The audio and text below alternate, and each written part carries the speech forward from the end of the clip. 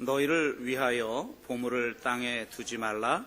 거기는 좀과 동록이 해하며 도둑이 구멍을 뚫고 도둑질하느니라. 오직 너희를 위하여 보물을 하늘에 쌓아두라. 거기는 좀이나 동록이 해하지 못하며 도둑이 구멍을 뚫지도 못하고 도둑질도 못하느니라. 내 보물 있는 그곳에는 내 마음도 있느니라. 눈은 몸의 등불이니 그러므로 내 눈이 성하면 온몸이 밝을 것이요 눈이 나쁘면 온몸이 어두울 것이니 그러므로 내게 있는 빛이 어두우면 그 어둠이 얼마나 더하겠느냐. 한 사람이 두 주인을 섬기지 못할 것이니 혹 이를 미워하고 저를 사랑하거나 혹 이를 중히 여기고 저를 경히 여김이라. 너희가 하나님과 재물을 겸하여 섬기지 못하느니라. 아멘. 네, 우리 이틀 동안 어린이부 여름 성형학교를 했어요. 들어보니까 50년 만에 엄청난 무더위, 50년 만에 찾아온 무더위다. 그런 날이었다고 그래요, 어제가. 이런 무더위에 우리 교사들이 정말 헌신적으로 섬겨주셔서 아이들이 너무 재미있게 그렇게 잘 마치고 오늘 또 11시 예배를 하면서 마무리를 하는데요. 어린이부가 아닌데도 여러 모양으로 돕고 또 섬기신 많은 분들이 있어서 저희가 잘 마친 것 같아요. 우리 섬기신 모든 분들 또 특별히 교사들에게 한번 박수로 고마움 표현할까요? 네. 네. 주로 교사들은 일부 예배를 다 드리기 때문에 이 박수를 직접 받지 못하지만 저희의 고마움을 좀 표현했습니다. 또 하나 우리가 우리 설교하기 전에 여러분이 기도 많이 해주셨는데요. 우리 변수영 성도님 아들 우빈이가 수술 잘 맞춰가지고 정말 더 오랜 치료의 과정을 거칠 수도 있었는데 굉장히 단축하여 잘 치료받고 오늘 또 보니까 변수영 성도님의 어머니 아버지도 오고 또 온 가족이 그렇게 왔어요. 잠깐 한번 일어나 주시면 또 모르는 분이 혹시 있을 수도 있는데 지금 이제 머리가 이렇게 수술한 자국까지 그대로 있는데요. 잘 오셨어요. 어머니 아버지도 잠깐 한번 얼굴 보여주시고, 네, 고맙습니다. 우리 남편, 자녀들 고맙습니다. 네, 저희들이 더 완전히 완쾌될 때까지 계속 좀 기도하고 그렇겠습니다. 하여튼 저희들에게도 큰 은혜였던 것 같아요. 이 과정을 통해서 또 기도해 주신 분들 너무나 감사합니다. 오늘은 또 순서에 따라 산상수훈을 나누고 있는데 사실 산상수훈은 부담이 돼요. 예수님은 왜 이렇게 센 얘기를 하셨을까? 그냥 오늘 예배 바로 직전에도 잠깐 저희 아내하고도 얘기를 하면서 너희를 고아와 같이 내버려두지 아니하시리니 뭐 이런 것만 좀 있으면 얼마나 좀 좋을까. 왜 산상수훈 같은 걸 말씀을 하셔서 예수님은 이렇게 우리를 힘들게 하는가. 농담으로 그리고 좀 있으면 또 좁은 길로 가라고 이거 이제 설교해야 되는데 나 이게 참 예수님은 넓은 길 놔두고 또 좁은 길로 가라 그래가지고 인생이 이렇게 피곤하게 만드실까. 이렇게 농담을 좀 잠깐 하고 올라왔는데요. 사실 부담이 좀 됩니다. 산상수훈은 특히. 그러나 또 주님이 하신 말씀이니 우리가 가감없이 또 말씀을 좀 나누기를 원하는데요. 사실 오늘 주제는 굉장히 예민하기도 하지만 너무 중요한 주제죠. 종교개혁자 마틴 루터가 그런 말을 했어요. 우리에게는 세 가지 회심이 필요하다. 첫째, 가슴의 회심, 그러니까 마음으로 정말 하나님 앞에 나아가는 거죠.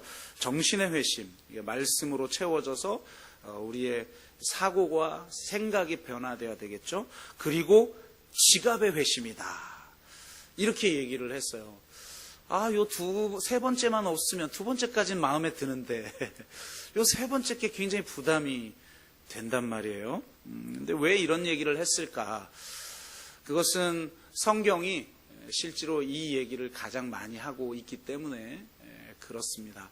구약 성경은 말할 것도 없고 복음서조차 하나님 나라라고 하는 말 이외에 가장 많이 나오는 주제가 바로 이 돈에 대한 주제이기 때문에 아마 마틴 루터가 이런 말을 하지 않았을까라는 생각을 해보면서 우리는 과연 어떤 관점으로 이 본문을 읽어야 할까에 대해서 함께 나누고, 우리 또한 우리 개인이 정말 하나님의 말씀을 실현하면서 살 뿐만 아니라 우리의 공동체가 어떻게 하면 이 산상수훈에서 이야기하는 대로 세워질 것인가를 함께 고민하며 또 함께 서로를 세워줌을 통해서 그런 공동체가 세워지기를 주의 이름으로 축복합니다.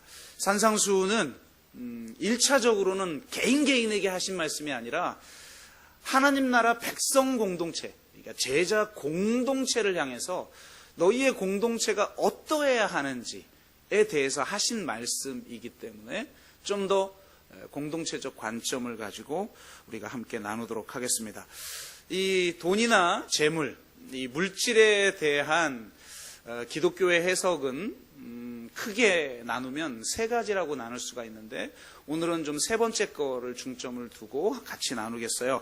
첫 번째는 잘 아시는 것처럼 청빈론입니다. 약 한 짧게는 1500년 정도 기독교의 사상을 지배했던 그런 이론이죠. 종교 개혁자들조차도 이전과는 완전히 다른 모드에 대한 이야기를 하면서도 이 기본적으로 청빈론을 유지하면서 그 시대의 자본주의에 적응하기 위해서 이 그리스도인들은 이 재물에 대해서 어떤 사고를 가져야 될까라는 문제의식 속에서 굉장히 열린 자세를 가지고 있었어요. 네. 이런 거죠. 디모데전서 6장 8절 말씀처럼 우리가 먹을 것과 입을 것이 있은즉 족한 줄로 알아라. 그러니까 너희들 먹고 입을 수 있으면 그 이상이 없다고 해서 좌절하거나 절망하거나 하지 말고 만족하며 살아라 라고 했죠. 그래서 성 프란체스코 같은 사람은 진짜 예수님의 말씀을 문자적으로 지켰잖아요. 두 벌 옷을 갖지 않고 돈주머니를 갖지 않고 그렇게 살았던 그런 사람도 있는데요. 이것이 기독교의 가장 기본적인 사상이었고 실제 성경은 이것을 많이 이야기하고 있어요. 그런데 문제는 이렇게 살기 어렵죠. 여러분, 이 청빈론을 그대로 실현하면서 사는 거, 특히 이 자본주의 사회에서는 어렵잖아요. 여러분, 성 프란체스코처럼 살고 싶습니까? 살고 싶지도 않을 뿐더러 사는 것도 어려워요. 안 그런가요? 그러니까 대부분 우리는 어떻게 이걸 적용하냐면, 이게 기독교의 사상은 맞지만 특별한 사람들만 그렇게 하는 거다. 성 프란치스코 같은 성자가 붙었잖아요. 성자 프란치스코, 이런 사람들이 하는 거지, 일반적인 우리들, 이 세상에서 정말 이렇게 막 진흙탕과 같은 곳에서 분투하며 살아야 되는 우리들이 이렇게 살기는 어렵다. 이렇게 약간 좀 나눠서 이분법적으로 생각하는 것을 통해 우리가 어느 정도 타협하면서 살아가고 있죠. 두 번째 이론은 바로 번영의 신학입니다. 그러니까 청빈론은 돈을 필요악으로 보는 거예요. 돈은 악하다. 많이 가질수록 타락할 수밖에 없다. 그러나 필요하니 그건 필요악처럼 필요한 만큼은 있어야 한다. 이 정도인데요. 번영의 신학은 완전히 이걸 뒤집었어요. 돈은 하나님의 축복이다. 그러니까 이걸 다시 뒤집으면 우리같이 가난한 사람은 하나님의 축복을 못 누린 게 되고, 좀 더 부정적으로 이야기하면 가난은 저주다. 그러니 우리는 이렇게 가난하게 사는 걸 보면 하나님이 사랑하지 않나 보다, 저주하나? 이렇게 생각할 수밖에 없도록 만드는 거죠. 그래서 정말 하나님의 축복은 물질적 축복이다, 이렇게 이야기를 합니다. 돈이라는 건 가치 중립적인 것이다. 돈을 어떻게 벌고 어떻게 쓰느냐가 중요한 거 아니냐. 그리고 좀 더 이거보다 더 적극적인 거죠. 돈은 하나님의 축복이다. 이런 생각을 가지고 있었죠. 현대 기독교는 대부분 이런 번영의 신학에 영향을 받았다고 할 수가 있습니다. 우리나라는 대표적으로 바로 순복음교회 조용기 목사님이 그런 생각을 설파를 하셨죠. 그런데 성경은 명확하게 이야기하고 있어요. 디모데전서 6장 9절에서 10절, 부하려는 자들은 시험과 올무와 여러 가지 어리석고 해로운 욕심에 떨어지나니 곧 사람으로 파멸과 멸망에 빠지게 하는 것이다. 돈을 사랑함이 일만하게 뿌리가 되나니 이것을 탐내는 자들은 미혹을 받아 믿음에서 떠나 많은 근심으로써 자기를 찔렀도다. 이렇게 이야기를 하는 것이죠. 여러분, 기독교는 현실을 부정하지 않아요. 돈이 없이는 살 수 없으니까 그런 현실은 인정하나 돈이라는 것이 가치 중립적인 것은 아니라는 것을 분명하게 이야기하고 있는 것이죠. 돈은 사랑하게 만드는 힘이 있어요. 사랑하지 않기 거의 불가능해요. 그래서 어떤 분은 돈이 일만하게 뿌리라고 하지 않았다. 돈을 사랑하는 것이 일만하게 뿌리라고 하지 않았냐. 이러면서 피해가요. 그래서 돈을 사랑하지만 않으면 되는 것 아니냐. 천만의 만만의 말씀입니다. 이렇게 이야기한 건 돈은 사랑하게 만드는 힘이 있어요. 여러분, 돈 사랑하지 않나요? 안 사랑해요? 돈이 좀 많이 있으면 좋지 않겠어요? 저도 막 많이 있으면 좋겠는데. 어떤 목사님은 세상에 길 가다가 벼락에 맞아 죽고 싶대요. 무슨 말이에요? 돈벼락에 맞아 죽고 싶다고. 그래서 저 친구 센데 막 제가 그러면서 들었던 기억도 있었는데요. 많이 있으면 좋겠어요. 저도. 저 개인적으로는 더 있을 필요는 없고 충분하고, 문제는 주변에 연약한 분들, 힘든 분들이 너무 많고, 뭔가 선한 일을 하려고 하는데 이 돈이 없어서 선한 일을 못하는 게 너무 막 안타까운 거죠. 그러나 실제로 돈의 힘이라는 것은 사랑하게 만드는 힘이다. 그래서 얼마나 오늘 본문에서 강력하게 경고하냐면, 너희들이 하나님도 사랑하고 돈도 사랑할 수 있을 거라는 생각을 가지고 살지. 그래서 아예 노골적으로 돈은 아예 하나님의 축복이다. 이러면 하나님도 사랑하고 돈을 사랑할 수 있잖아요. 또 청빈노는 그건 특별한 사람만 하는 거야 라고 타협하면서 또 나는 돈을 사랑할 수 있어요. 근데 오늘 성경은 아주 매섭게 이야기합니다. 두 주인을 섬길 수 없다. 하나님을 사랑하고 돈을 미워하든지, 여러분, 하나님 사랑하고 돈은 무관심하든지가 아니에요. 하나님을 사랑하고 돈은 미워하든지, 아니면 돈을 사랑하고 하나님을 미워할 수밖에 없다. 혹은 하나님을 중히 여기고 돈은 마치 사도 바울처럼 배설물처럼 경히 여기거나, 돈을 중히 여기고 하나님을 배설물처럼 경히 여길 수밖에 없다. 이게 두 주인을 섬길 수 없다는 것의 의미라는 거예요. 굉장히 강력하죠. 왜냐하면 돈은 사랑하게 하는 힘이 있어서 사랑하게 되고 경배하게 된다는 거예요. 그래서 너희가 정말 하나님을 사랑함으로 그 돈을 미워하는 지경까지 이르지 않는 한 너희들은 정말 하나님을 사랑한다라고 말할 수 없다. 이렇게 강력하게 이야기하신다는 거죠. 그러니 참 예수님은 우리를 불편하게 한다. 그래서 저는 왜 예수님이 내가 너희에게 평화를 주러 온 줄로 착각하지 마라. 내가 너희에게 검을 주러 왔다. 내가 너희에게 불을 주러 왔다. 이 말씀을 하시는 이유가, 평화의 왕이시고 진짜 평화를 위해서 자기의 생명을 내어주신 분이시고, 검을 든 자를 향하여 검을 걷어라. 검을 쓰면 검으로 망한다. 그러면서 자신의 생명을 십자가에 내어주신 분이 완전히 그분의 생각과 다른 이야기를 하시는 것 같아요. 내가 평화를 주러 왔는 줄 아느냐? 내가 검을 주러 왔다. 내가 불을 주러 왔다. 내가 불화하도록 왔다. 이렇게 말씀하시니 참, 근데 이해가 돼요.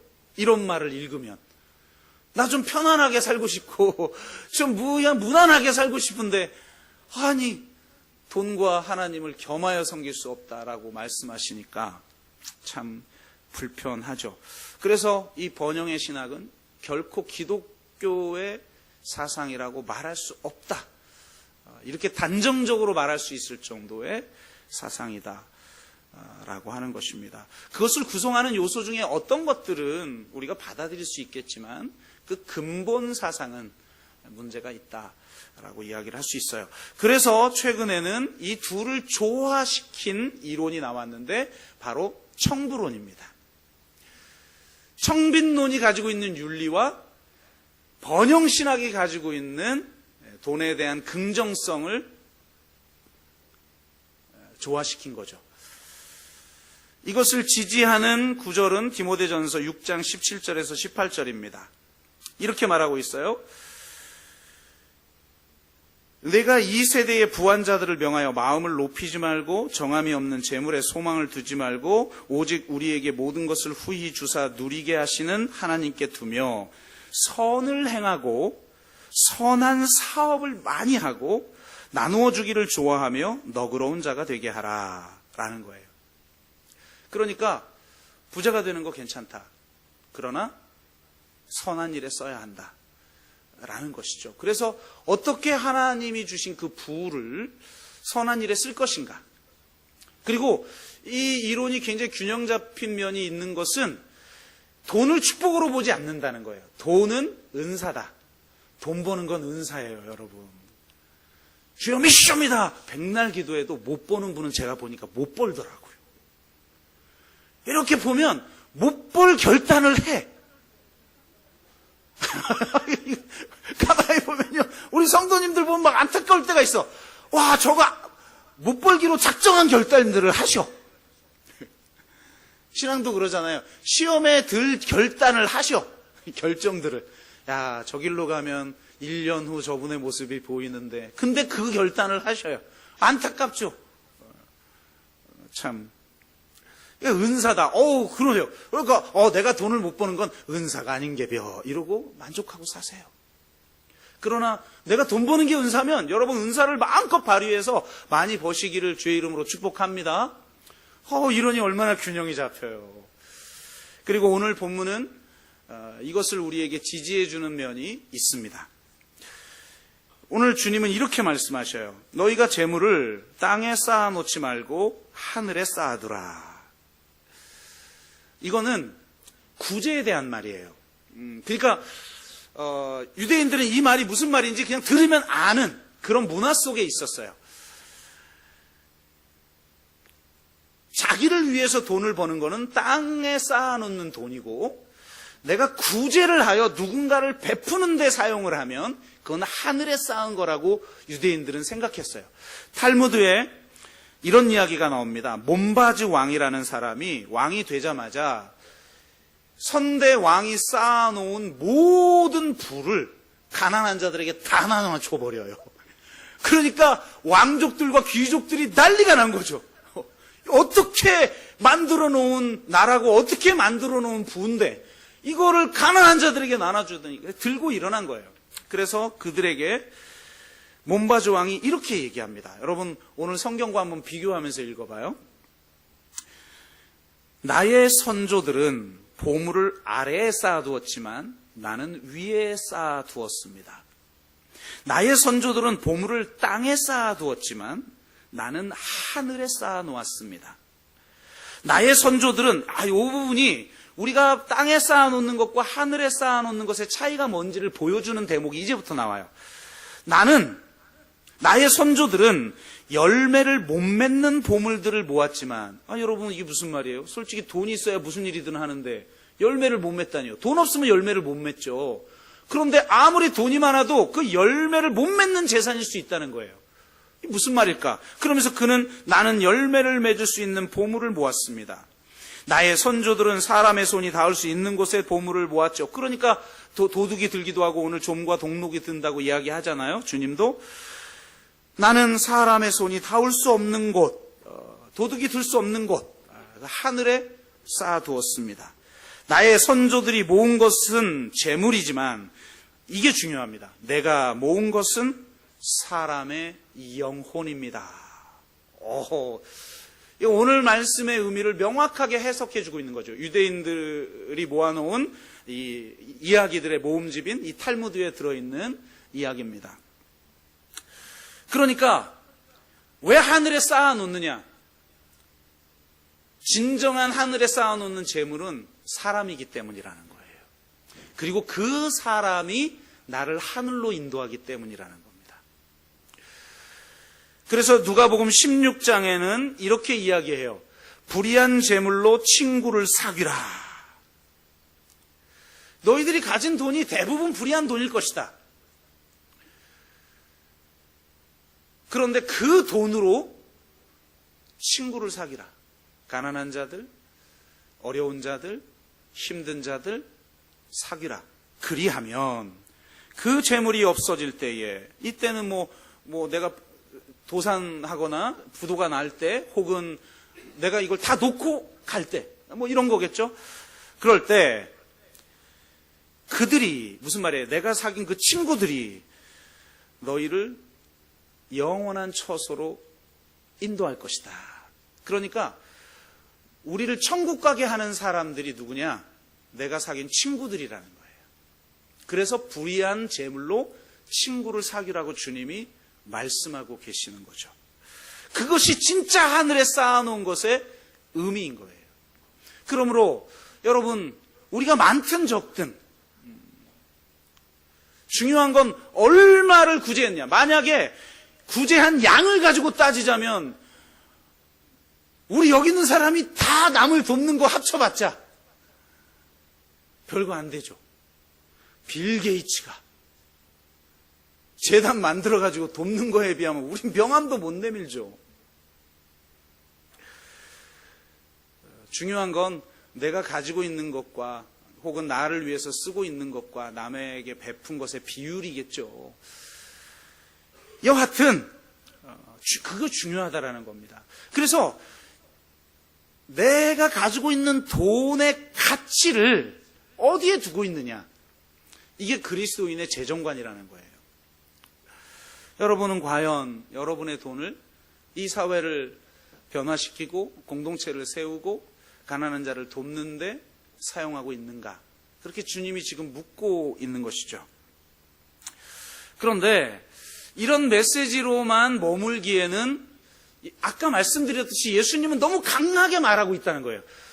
그냥 하나님을 사랑하고 그 겸손한 마음으로 또 돈도 좀 사랑하고 돈도 좀 많이 모으고 그러면 좋을 텐데, 왜 하나님을 사랑하면 돈은 미워하는 게 그게 하나님을 사랑하는 거라고 말할까?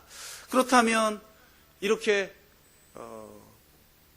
그냥 구제하라고 하는 메시지 정도가 아닐 것. 그건 유대인도 그렇게 얘기하니까. 그러므로 우리는 이 소위 말하는 깨끗한 부자론, 청부론이라고 하는 것의 한계를 좀 넘어서 한 걸음 더 나아가면 좋겠다라는 거예요. 여러분이 청부론의 사상을 가지고 있다면 정말 그 돈을 그렇게 가난한 자를, 이 사회를 변화시키는데 더 많이 쓰시기를 주의 이름으로 축복합니다. 그러나 기독교 윤리는 여기에서 한 걸음 더 나간다. 이 청부론, 소위 말하는 깨끗한 부자론의 한계가 몇 가지가 있는데, 가장 강한 거 두 가지만 이야기해 보면, 첫째는 이 청부론은 여러 가지 신앙의 양태 중 하나인데 마치 이것이 기독교의 정답처럼 이야기한다는 겁니다. 그래서 내가 돈을 사랑하기 때문에 생기는 내 안에 있는 죄책감에서 우리를 자유케 해준다는 거예요. 그래서 우리는 이 돈에 대해서, 예수님이 왜 이렇게 심각하게 돈에 대해서 얘기할까 도대체? 아니, 부자는 천국에 들어갈 수 거의 없다. 그건 낙타가 바늘귀에 들어가는 것보다 더 어렵다. 아니, 그럼 그건 불가능하다는 말이죠. 낙타가 바늘귀에 어떻게 들어가요?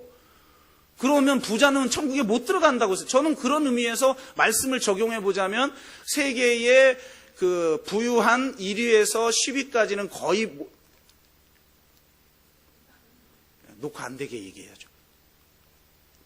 돼요. 그러니까 이렇게 강력하게 이야기를 했는데 너무 쉽게 생각하는 거 아닌가? 지금 돈에 대해서. 그럼 내가 열심히 벌어서 선한 일에 쓰기만 하면 되는 거 아니에요? 그러면 여러분 청빈론을 선택하고 싶어요? 청부론을 선택하고 싶어요? 자, 난 청빈론 손 들어보세요. 먹고 입는 것 빼고는 족한 줄 알고 살겠다. 자, 이왕이면 기왕이라고 둘 다 오르니까 나 청부론이다. 안 든 사람은 지금 뭐라고 목사님이 하실 것 같으니까 미리 안 드는 거고, 대부분은 마음으로는 다 들었죠. 봐요. 청빈론을 추구할 필요가 없는 거라니까요. 내가 진짜 돈을 번다는 게 뭐고, 돈의 힘이 무엇이고, 어떻게 그 돈의 힘을 만들어야 하며, 이런 근본적 고민을 할 필요가 없어요. 그냥 열심히 버는 거예요. 세상의 가치대로, 세상이 주입한 가치대로 우리 열심히 벌되 구제하라. 그럼 빌 게이츠도 잘하는데, 그거는? 우리 신앙인들의 롤모델이 빌 게이츠 아니에요? 저 이런 얘기 되게 많이 들었는데, 빌 게이츠 보십시오. 목소리까지 제가 너무 똑같아. 여러분, 빌 게이츠를 보십시오. 한 명이 5만 명을 먹이는 시대입니다. 여러분의 자녀가 5만 명을 먹이 살리는 자녀가 되기를 주의 이름으로 축복하노라. 할렐루야. 이렇게 얘기하자. 다 그렇게 되고 싶지. 먹고 입는 거 만족하며 살아가고 싶은 그 구질구질한 인생, 솔직히 안 살고 싶죠? 이게 한계라는 거예요. 청부로는 다 그렇게 살고 싶지. 근본적 고민을, 새로운 대안을, 이 사회에 대한 대안, 우리 공동체에 대한 고민할 필요가 없어요. 내가 열심히 벌어서 가난한 자, 내가 이 선하려면 가난한 자가 있어야 돼. 참 무서운 이론이죠. 그리고 대부분의 경우는 이게 돈의 문제를 마음의 태도의 문제로 환원시킨다. 돈이 문제가 아니라 돈을 사랑하는 게 일만하게 뿌리라고 했지 않느냐. 난 사랑하지 않으면 될 거 아니냐. 그래서 겸손한 자세로, 가난한 마음으로. 마음 참 좋아요. 기독교 윤리 대부분 태도의 문제, 동기의 문제, 마음의 문제만 이야기하잖아요. 그러니까 내가 겸손한 마음으로, 돈을 사랑하지 않는 마음으로, 돈이 우상이 되지 않는 겸손한 마음으로 돈을 열심히 벌어서 선한 일에 쓰면 되지 않겠냐. 이게 잘못됐다는 게 아니라 얼마나 마음이 좋아요. 그런데 기독교 윤리가 과연 그 정도이냐, 그 정도에 머물러 있느냐, 이 말씀을 드리는 거죠. 태도의 문제가 저는 기독교 윤리처럼 말하고 있는 게 한국 교회의 가장 핵심적인 문제점이라고 생각해요. 두 번째는 자선을 베푸는 것 이상의 대안을 이야기하지 않아요. 자선은요, 내가 변하지 않고도 할 수 있어요. 빌 게이츠가 자기 재산 포기하고 무슨 구제하나요? 어제 제가 말씀을 준비하다가 말씀이 점점 어려워져서 안 되겠다. 이틀 동안 뼈 빠지게 성경학교 섬기고 돌아오신 분들이 이 설교 들었다가 기절하겠다. 그럼 어떻게 해야 되지? 새로 이렇게 해야 되겠네. 그러다 보니까 늦어져서 어제 새벽에 요 밑에 내려가서 탑국수에서 간식을 이렇게 먹는데 TV에 YTN에서 세계 부자 1위, 여러분 누군지 알아요? 그렇게 관심이 없으니까 부자가 안 되는 거예요. 부자가 누구지? 세계 1위가 누구예요? 아마존 회장. 그 사람이 가지고 있는 돈이 쿠웨이트 전 국민 생산액보다 많대요. GDP보다 많다. 그리고 1, 2, 3, 4위를 합쳐놨는데 우리나라 1년 예산보다 많다.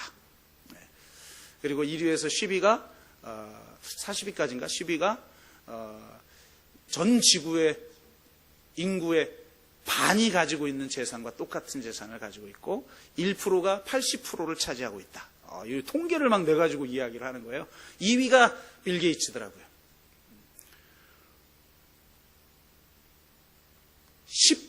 10경조 들어보셨어요? 억도 우리 안 들어봤잖아요. 나 억 단위 좀 있었으면 좋겠어요. 근데 억 단위도 아니고 조 단위도 아니고 10경조. 그런 거구나. 도대체 이 사회는 문제가 심각해. 그 이상, 나는 아무 변화를 할 필요가 없어요. 그냥 섬기면 돼. 그리고 섬기고 재단 만들면 세금도 면제되는데? 조세 회피 수단으로 다 자선재단 만든다잖아요. 재벌들은. 그러니까 내가 변하지 않아도 더군다나 자선까지 하면 내가 돈 버는 것도 정당화되는 그런 대안 아니냐. 그럼 예수님은 무엇을 이야기하고 계시는 것인가? 좀 더 본질적으로 들어간다는 거예요. 너희의 재물을 땅에 쌓아놓지 말고 하늘에 쌓아놓으라. 그럼 빌 게이츠가 더 많이 쌓아놨다니까요. 빌 게이츠가 자선단체 만들어서 자선하는 게 여러분 우리 다 합쳐도 안 된다고요. 그래서 주님이 그 다음 말을 하고 있어요. 너희 보물이 있는 곳에 너희의 마음이 있다. 더 근원적으로 들어가는 거예요. 더 근원적으로 들어가서 우리의 마음은 여러분 그냥 백지 같은 게 아니에요. 우리의 마음은 요즘 이제 심리학이 밝혀낸 거죠. 우리의 마음은 욕망의 덩어리예요.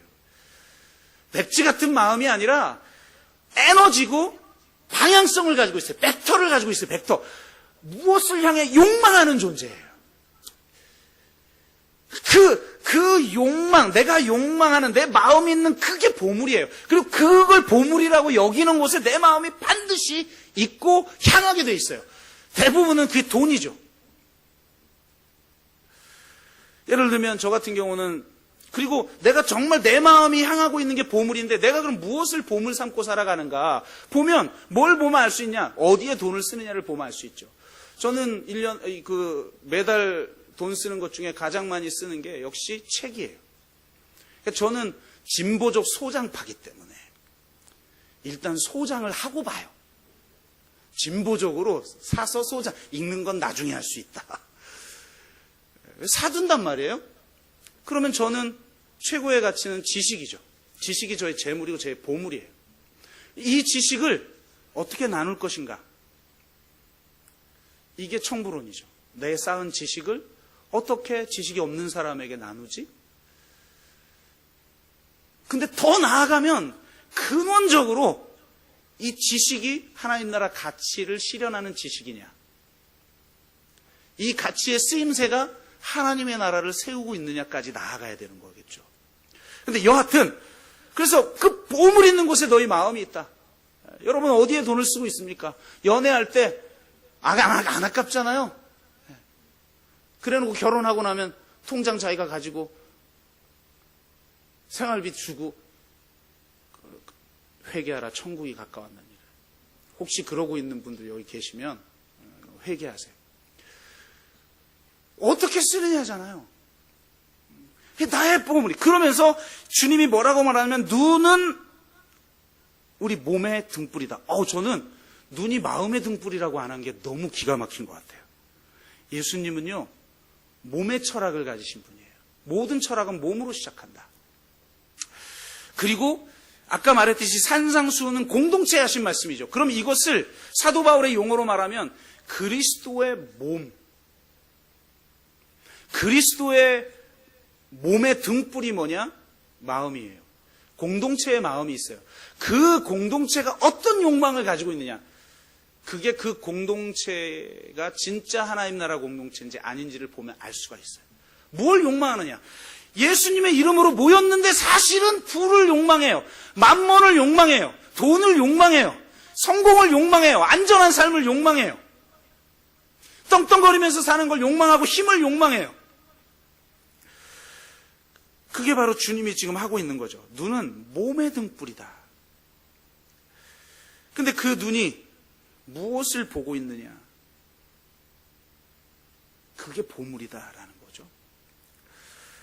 그러면서 이렇게 말씀하셔요. 내 눈이 성하면 온몸이 밝고. 여러분 우리 공동체는 밝은 공동체입니까? 그러면 눈이 성한 공동체일 거예요. 그런데 눈이 나쁘면 온몸이 어둡다. 눈이 성하고 눈이 나쁘다라는 말이 뭔가? 이건 관용구예요. 유대인들은 악한 눈, 선한 눈이 있는데 악한 선한 눈이라는 건 뭘 말하냐면 한마디로 욕망을 말하는 거예요.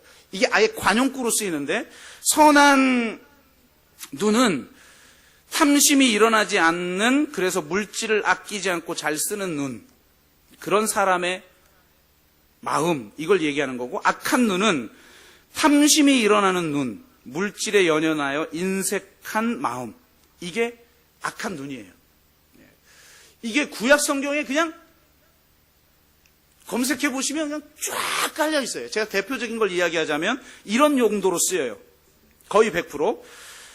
신명기 15장 9절. 내 궁핍한 형제를 악한 눈으로 이런 거죠. 아유, 자기가 게을렀으니까 저 모양이겠지. 요게 악한 눈이죠.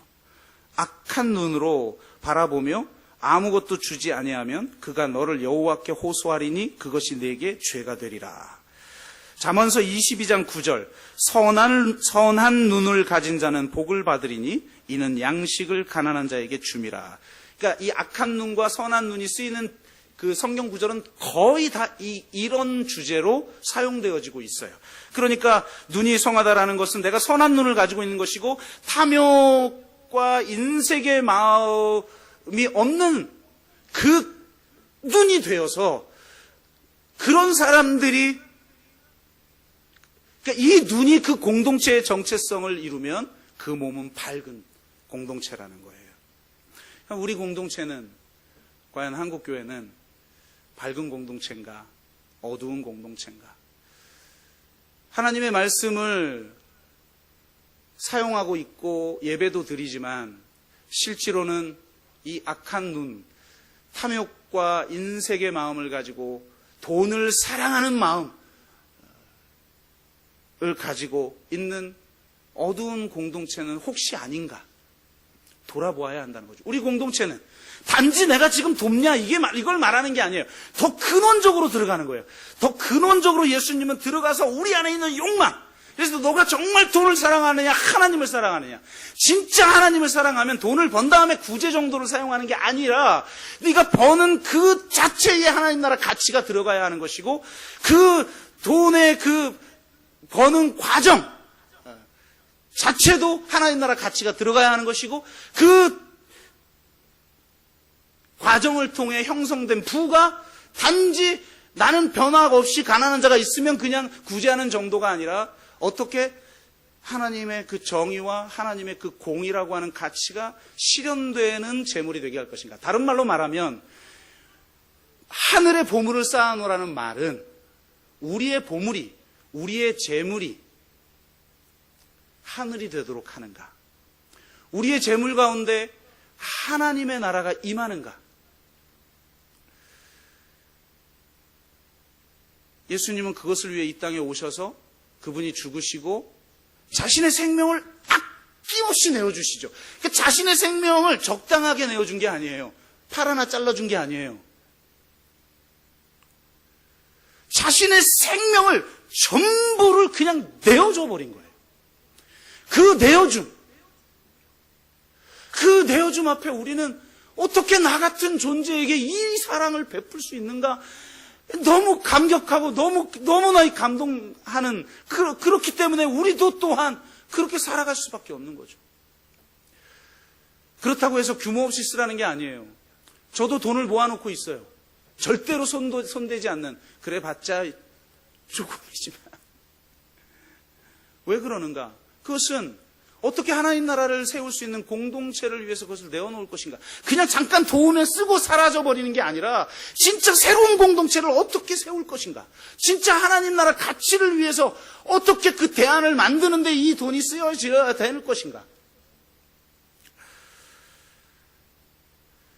우리는 초대교회를 지향합니다. 당장 그걸 실현하자는 게 아니죠. 아니, 초대교회처럼 오순절 성령도 경험해보지 않았고, 초대교회처럼 십자가 부활을 온전히 경험하여 진정으로 하나 된 공동체도 아닌데 그런 걸 실험하다가 공동체 깨지죠. 그건 하나님 앞에 옳지 않아요. 그러나 그 방향을 향해서 한 걸음 한 걸음 한 걸음 조금씩 우리가 할 수 있는 만큼 하는 거죠. 그리고 그것을 토대로 다시 한 걸음 나가는 거예요. 여러분, 한 걸음 나기까지 되게 어려워요. 제가 부자들 책 한번 읽어봤더니 부자들 모두가 똑같은 말 하더군요. 부자 되는 건 쉬운데 그 쉽기까지가 어렵대요. 무슨 헛소리야. 봤더니 종잣돈을 얻는 게 힘들다는 거예요. 종잣돈. 근데 어느 정도 그 종잣돈만 딱 얻고 나면 돈을 번다는 거예요. 여러분은 돈이 돈을 벌지 않죠? 여러분의 노동이 돈을 벌죠? 그래서 우리는 참 서민이라는 거예요. 우리는 돈을 버는 구조를 가져야 부자가 되죠. 근데 어쨌든 그게 어려운 거죠. 이 인생의 원리가 그래요. 공동체가 우리도 이런 공동체가 돼가네라고 하는 그것까지 가기가 어마어마한 어려워요. 근데 어느 단계를 딱 통과하고 나면 돈이 돈을 벌었듯이 그 공동체의 하나됨과 공동체성과 우리가 그분을 따르는 게 이렇게 힘든데 이렇게 힘들게 조금씩 갔던 그것이 누적되어 어느 날 쉬워지는, 그리고 질적 비약이 일어나는 그런 과정을 거친다는 거죠. 그래서 우리는 여러분 청부론의 사상을 가지고 잘 버셔서 선한 일에 쓰시기를 주의 이름으로 축원합니다. 그러나 한 단계 더 나가서 진짜 공평과 정의가 이루어지기 위한 돈은 어떤 돈이어야 하는가? 어떻게 벌어야 하는가? 어떤 기업이 돼야 되고 어떤 사업체가 되어야 하는가? 그리고 그것이 유통되어지는 이 사회의 시스템은 어떻게 하나님 나라 가치를 실현할 것인가를 더 적극적으로 고민하며 대안들을 만들어가는 그런 공동체가 되어야 한다는 겁니다. 제가 결론을 내면서 한 가지 말씀을 드릴게요. 제가 예전에 교인이 한 10만 명 가까운 그런 대형 교회, 이건 그냥 대형 교회 아니죠. 초대형 교회 목사님의 인터뷰를 읽었어요. 이분이 이 사회를 날카롭게 비판하더라고요. 만몬이 지배하고 있다. 돈이 우상이 되고 있다. 그러므로 우리는 겸손하게 주님을 사랑하며 겸손하게 살아야 한다. 갑자기 만몬이 지배하다고 얘기해놓고 대하는 마음의 태도예요. 겸손하게. 저는 그러면서 근데 인터뷰했던 이 기자가 좀 막가자는 거죠. 이렇게 질문을 했어요. 그 교회는 금수저들이 모인 교회라고 소문이 났던데요? 어떻게 생각하시나요? 그랬더니 이분이 하는 말이 저희 교회에도 가난한 사람들 많아요. 자랑이요, 그게? 가난한 사람들 많아요. 우리는 아주 극빈층부터 재벌들까지 조화를 이루고 있는 교회입니다. 이렇게 얘기하더라고요. 여러분, 조화를 이야기하는 사람을 좋아하지 마세요. 죄송합니다. 조화는 항상 가진 사람들의 논리예요. CBMC 제가 한 달에 한 번 가잖아요. 거기에 진짜 신앙생활을 처음 한 사람, 그러니까 교회로 처음 신앙생활을 한 사람이 아니라 이 기업인들이 전도를 해서 그 모임에, 교회는 안 나가는데 그 모임에 먼저 온 사람도 있고 그래요. 우리 셀처럼. 우리 주일 예배는 안 나와도 셀은 나오는 사람이 있잖아요. 그런 분인데 이분이 아직 온전하게 정말 교회가 너무 좋고 성경이 좋고 예수가 너무 좋은데 아직은 온전하게 오질 못하고 양다리 걸치는. 그러니까 이분이 양다리 걸치고 있으니까 자꾸 무슨 질문을 하면 CBMC 기존 멤버들이 너무 막 힘들어하는 거예요. 그런데 하루는 바로 제 옆에 앉게 됐어요. 이분이 저한테 목사님, 제가 이번 주에 우파니샤드를 읽었습니다. 그러니까 보통 사람이 아니라는 걸 알겠죠. 우파니샤드를 읽었대요. 우파니샤드가 뭔지 알아요? 우리 기독교인의 경전이 성경이듯이 힌두교의 경전이 우파니샤드잖아요. 힌두교 경전을 읽었다. 읽는데 이 다실론이 마음에 들고 지금같이 이 세상에서 이렇게 서로 경쟁하고 물고 뜯는 사회에서 진짜 조화를 이룰 수 있는 그런 사상인 것 같아요. 목사님 읽어보세요. 저 왕년에 동양학 다 뗀 사람이에요. 딱 듣는데 제가 근데 신앙생활 막 이제 하시기로 하신 분인데 제가 뭐라고 얘기하겠어요. 그래서 제가 이렇게 얘기했죠. 그 우파니샤드를 경전으로 한 힌두 교회 국가인 인도의 카스트 제도가 조화롭게 있죠. 카스트 제도가 조화롭게 유지되고 지금도 있잖아요. 여러분, 바알 종교가 가장 많이 말하는 게 뭔지 알아요? 두 가지예요. 풍요, 조화예요. 소위 말하는 자연 종교들, 샤머니즘적 자연 종교들의 핵심 사상은 두 가지예요. 하나는 풍요, 하나는 조화예요. 이 조화를 무너뜨리는 불순한 존재를 인정할 수 없는 거예요. 그래서 초대교회 교인들이 순교당한 거거든요. 이게 무서운 거죠. 그래서 이런 사상을 가진 사람들은 동일성을 유지하면서 조화롭게 살고 있는 걸 건드리는 사람들을 불순하다, 분열을 조장한다. 그래서 제거하고 배제하고 혐오하는 방식으로 생각해요. 그래서 난민 반대 같은 것들이 힘을 얻고 있는 것 중에 하나죠. 반대할 수 있지만 그게 이 정도로 강력한 힘을 발휘한다는 것은 그 안에 바로 이 힘이 작동하고 있는 것이죠. 여러분, 태도의 문제만큼 기독교 윤리처럼 보이지만 가장 위험한, 기독교를 근원적으로 무너뜨리는 윤리가 없다. 나는 전혀 변하지 않아도 돼요. 그냥 내가 겸손하면 되는 거예요. 근데 구체적인 삶의 관계, 물질, 대안, 공동체 아무 변화도 없이 그냥 내가 마음으로 믿음만 가지면 되는, 이것만큼 위험한 기독교를 무너뜨리는 것은 없다. 저는 그런 의미에서 제가 예전에 한번 말씀드린 분에 대한 이야기를 하며 마치겠는데요. 저희 교회를 다녔다가 이사를 가셔서 멀리 가신 분이 하루는 저를 찾아왔는데 참 많이 힘들다라는 소식은 들었어요. 이분이 최근에 있었던 얘기를 하면서 말씀하시는데 얼굴이 완전히 일그러졌어요. 그냥 진짜 완전히 일그러지고 말 한마디 한마디를 하는데 입이 이렇게 삐뚤어졌어. 목사님 똑바로 믿으세요. 뭐 저한테 그냥 저기서 상처받은 거 저한테 막, 목사님 똑바로 믿으세요. 네, 똑바로 믿는데 근데 왜 그러세요 도대체? 제가 그러면서 말씀을 하시는데 와, 마음이 너무너무 아파요. 삶이 너무너무 기구하고 힘들어요. 그분하고 그분 언니가 너무너무 힘들게 살았고 그분의 어머니에 대한 얘기도 하는데 이건 오픈할 수가 없고요. 와, 아니 진짜 그렇게 사셨어요. 그런데 자신들이 그렇게 힘들게 사는 걸 통해서 누가 유익을 받냐? 반드시 누가 힘들면 누가 편하게 돼 있어요. 오빠. 그 오빠는 이렇게 집안이 힘든지 모르고 오직 그냥 누린 거예요. 혼자 공부하고, 이분들은 공부도 못하고 딸이라고 공부도 안 하고 돈 벌어서 집안에 갖다 바치면 그 돈이 아들에게 흘러가서 공부하고 박사 받고 돈 벌고 자녀들은 지금 다 유학 가고 그런 걸 또 축복이라고. 그러다가 이분이 도저히 이번에는 그 명절에 모였는데 자기가 돌아버린 거예요. 완전히 돌아버려가지고 그 자리에서 오빠 멱살을 잡고 쌍시옷을 메들리로 이 시옷 비옷 니은 이응아 네 진짜 적나라하게 전해드려야 되는데 이분 욕도 잘해. 오, 진짜 대단하시더라고요.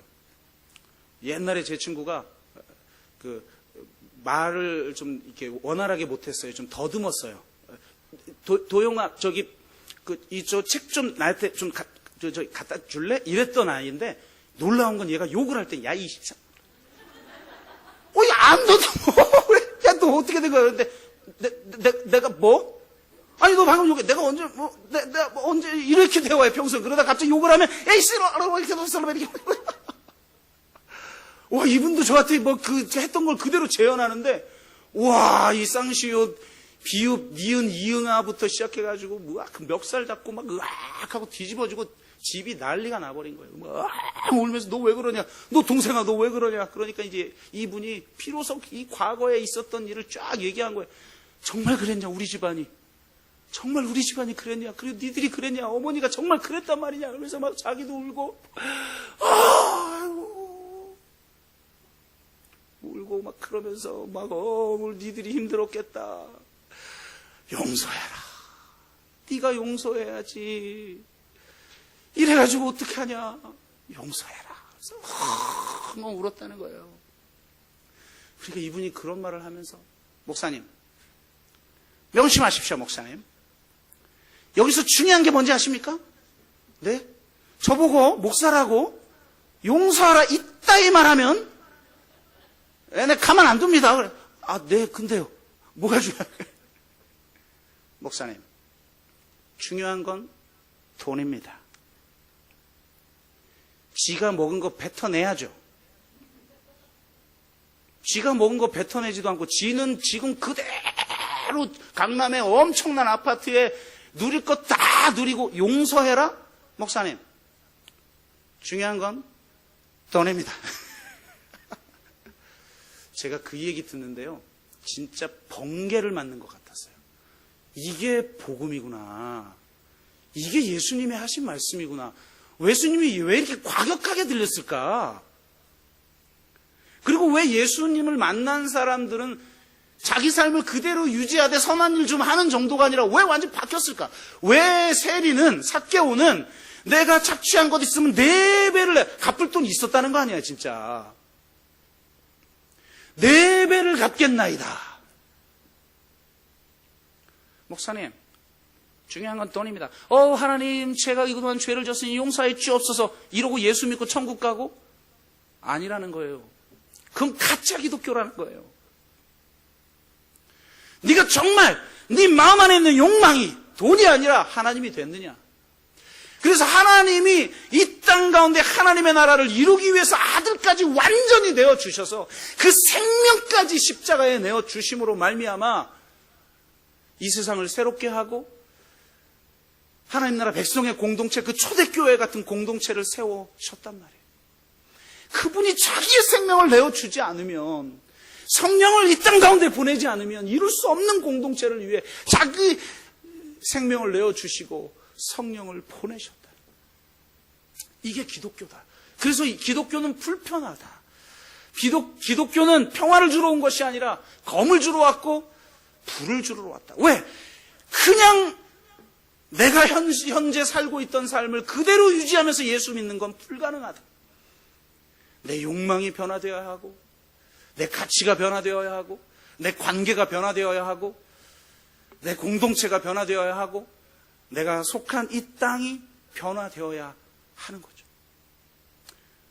그렇게 살아가는 사람들이 그리스도인. 마음의 태도, 그것만큼 공허한 말이 없어요. 기독교는 실제적인 종교입니다. 기독교는 실제적으로 주님이 우리에게 삶의 변화를 요구하시고 우리의 죄로 말미암아 우리가 할 수 없는 일을 이루어 주시기 위해서 자신의 생명까지 십자가에 내어 주신 분이 예수 그리스도인 것입니다. 그 예수 그리스도의 그 은혜, 그 십자가의 은혜를 경험한 우리가 돈을 사랑하며 살아갈 수가 없습니다.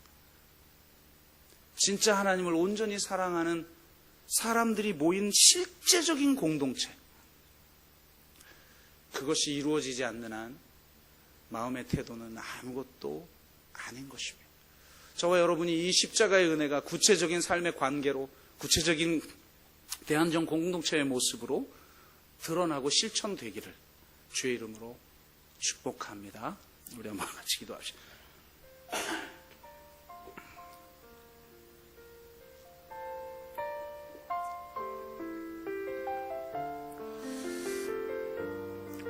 우리가 복음을 너무 편하게 믿고 있지 않는가?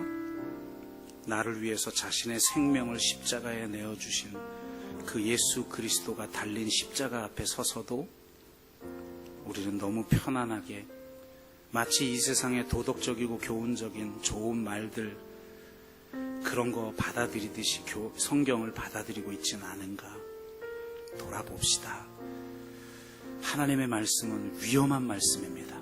그 말씀을 접하고 나면 진리를 알게 되고 자유를 얻게 되고 삶이 달라지고 다른 삶을 추구합니다. 지금 당장 바뀌지 않아도 그 방향을 향해 한 걸음씩 한 걸음씩 함께 더불어 나아가게 됩니다.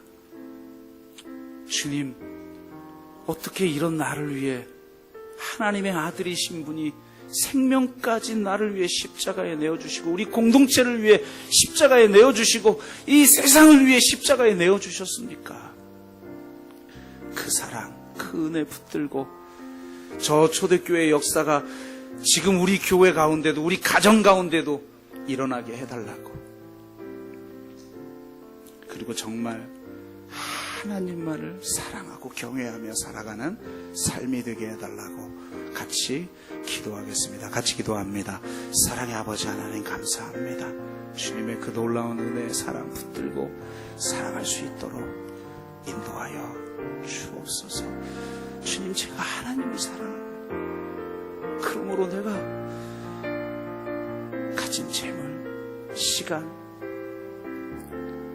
나의 인생, 그 모든 것을 당신 앞에 완전히 내려놓습니다. 당신이 다스리시고 당신의 나라를 위해 마음껏 사용하여 주십시오. 살아계신 하나님을 경험하며 살아가게 하시고 우리의 일상 속에 함께 하시는, 영원히 동행하시는 그 당신의 사랑과 그 은혜를 누리고 실제로 그것을 우리의 삶에 실현하며 살아가게 하여 주시옵소서. 참 덥고 힘들고 지친 몸으로 왔습니다. 우리를 회복시켜 주시고 당신의 그 십자가의 사랑과 은혜로 충만케 하여 주옵소서. 감사드리며 예수 그리스도의 이름으로 기도드리옵나이다. 아멘.